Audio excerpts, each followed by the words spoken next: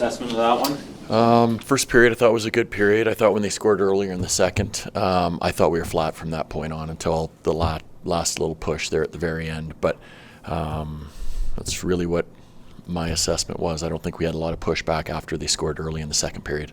How is it that a moment like that can kind of flatten or suck the wind out of a group exactly? Well, it happens, but it shouldn't. Those are the moments in a game where you have to have your next line or next pair or your goaltender, whoever that may be, has to try to flip the momentum quickly.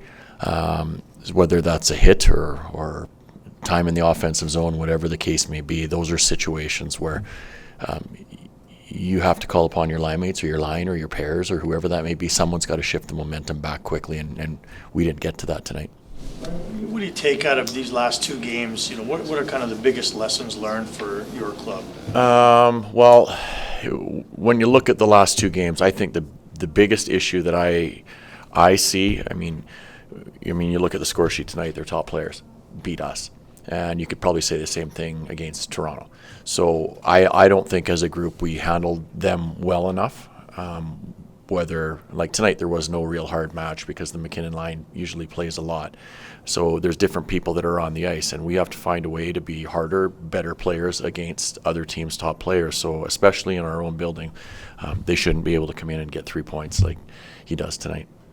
Does a loss like tonight maybe sting any different when it's an opportunity to kind of show something against the group that you're hoping to chase down in the standings? Yeah, a loss, they all sting. I mean, the key thing for me is how you respond, I guess. We have to have a good practice tomorrow, and we have to make sure that we are at our very best for the last game prior to the break.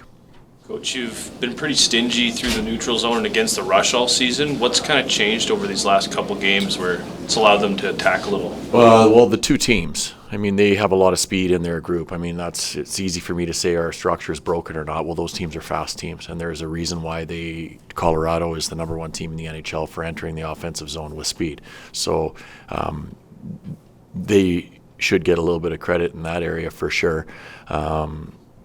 And then I always look at the first guy. Like if he does a good job of recognizing his depth, can he steer them one side or the other, and can we get numbers over there? If we're forcing dumps at the lines, we're doing a good job. And against these last two teams, I don't think we've been good enough in that area. What did you think of Dustin tonight? I thought he was fine.